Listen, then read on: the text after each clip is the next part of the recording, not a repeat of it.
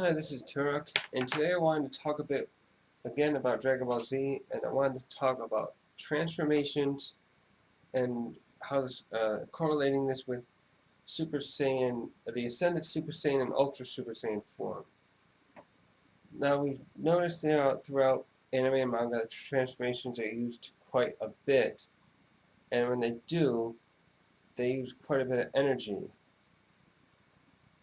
so they're not often used a lot because they drain so much stamina. So this had me thinking about the Ascended Super Saiyan form and how it is sort of a transformation, but it's not really a unique transformation to the Super Saiyan, and neither is Ultra Super Saiyan. My theory on this is that when uh, characters transform in Dragon Ball Z, Zarbon, like for example, too, when they do this, it's putting a great strain on their body. They're pumping up their muscles, they're getting very large, their bodies can't handle it long term, so they usually use this in a short term burst to finish the job. This is similar to Kaioken, which is like an artificial means, I would just conjecture, of adding power to yourself to finish the job.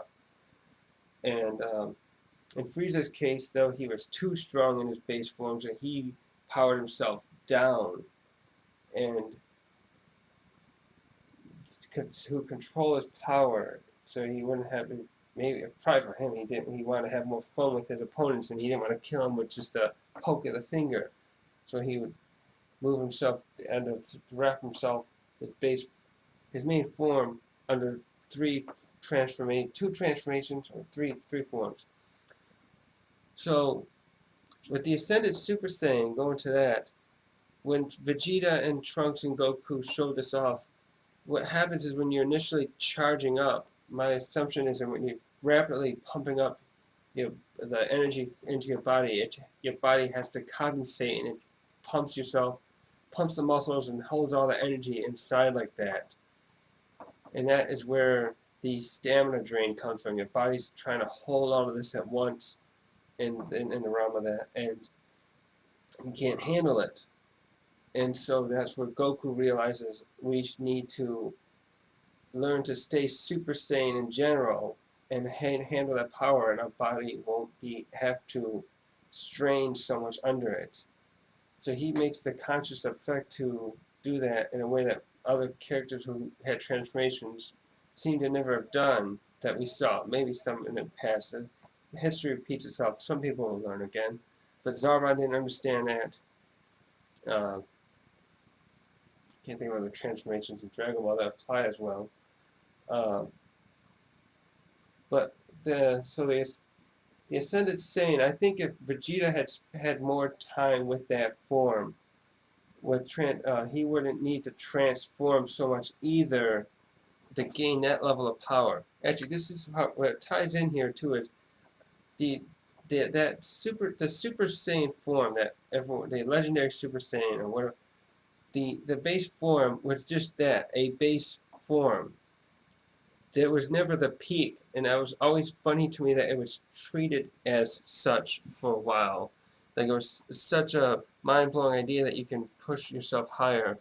Though I guess that's the way transformations maybe were always treated. Like Zarbon and others, they would just transform and it's like, wow, I got a power boost.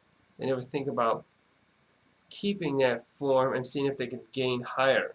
Goku, I guess, is pretty much very creative and maybe a prodigy thinking of that. So, if Vegeta had stayed in there longer, he might have realized I don't have to maintain this transformation to my body. That's what it really is. The standard Super Saiyan is a transformation to the body, and that it's just the body compensating for that power increase. It's not a normal transformation the way I think Zarbon was using. He seemed like it could be. Not, especially not the way that like Frieza would use it. He transformed, he actually switched around his forms, and not the way that base Super Saiyan was. Base Super Saiyan changes your hair gold. The Ascended Super Saiyan is you changing your body as you ascend higher into the Super Saiyan levels. As you push yourself toward the ceiling, that would become Super Saiyan 2. The Ascended Saiyan was just a little hiccup where your body's trying to hold on that power because he trained so fast. I think Vegeta really pushed himself, and then his body had to compensate. You grow, you tear your muscles, you work out, you get bigger. But that's not necessarily the way to be stronger. You got martial artists, you had Bruce Lee that were very strong, but they were toned and lean and small, like Frieza too. So if you transform and you maintain that form, you could probably learn to handle the stamina. The Ascended Super Saiyan stamina loss was due to being so big too. So Goku realized that. I realize I'm going off on a tangent here, but so many of these thoughts have been swirling in my head about this, and I had to get it out. Ascended Super Saiyan. Not really transformation in of itself. It's all the influx of power as you leveled up the Super Saiyan. You're leveling up. Think of Pokemon, and you had your Totodile evolve into Crocodile. That's Super Saiyan now. It's I think that's level 18 in Pokemon. And as you go, you can keep leveling it up after that. That's not the ceiling for Crocodile. It can go level 19 and 20 and 24.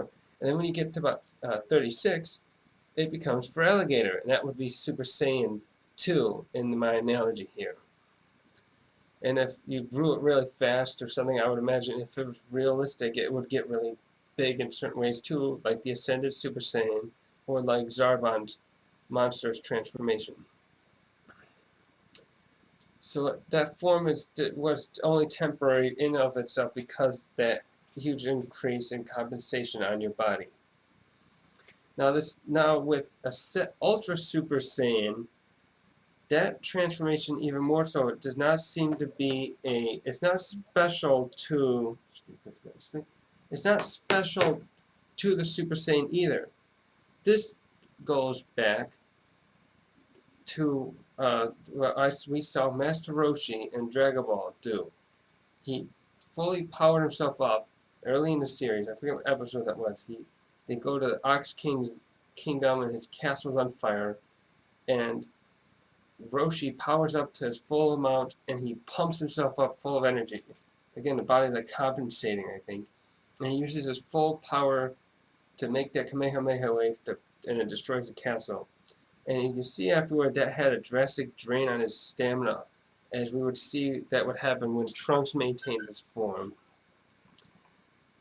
So really what this form, that Ultra Super Saiyan was Trunks fully powering himself up. It's Ultra Super Saiyan because he's doing it in a Super Saiyan, but the form isn't really unique to this Super Saiyan sphere. It's something that anyone could do if they fully power themselves up. And again, Roshi would use it one more time too against as Jackie Chan and take out the moon. He had to power himself up, and he knew he couldn't move. He had to do it quickly. So it's not a form that was meant to be used fast. And Trunks, we found out he didn't realize that. Cell taught him that. Vegeta knew it. Goku figures it out quickly too. That's why most people don't use it much. And we saw Roshi only used it those 2 times when he wanted to fully power himself up. And he never fought like that against Tien and Goku and stuff like that because of the limitations. And as we saw with the Kaioken times 3 and 4, it was somewhat similar. The person in that way, the Kaioken is kind of an artificial means of adding more power. And again, Goku was powering himself so fast, I think, that similar to how Ascended Super Saiyan worked, that your body had to compensate to handle all that power. And then he had to use it even quicker because I think such weird artificial means it's damaging his body. Not just stamina like the Ascended Saiyan form used. Oh, and back with the powering up with the Ascended Saiyan, or the Ultra Super Saiyan, when Vegeta used his final flash against Cell, he similarly powered himself up in a way that was similar to Roshi. He charged all his energy into his final flash, and was prepared to fire it, and he was pumping up, and it's similar to, and he was holding himself still while he did it.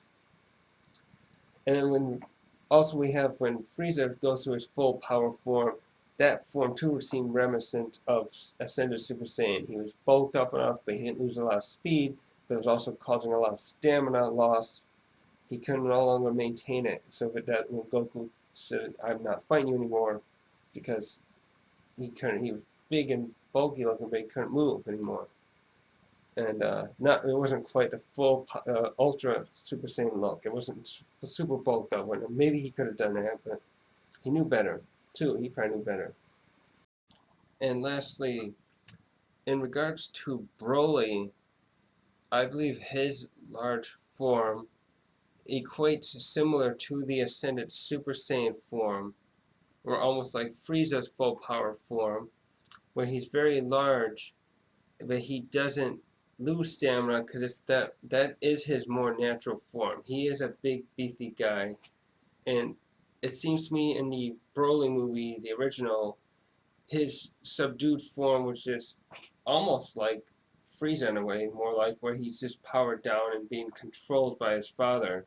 But when he bulks up like that, it's more of a ascended Super Saiyan form, kind of like Frieza, where it's more natural for him.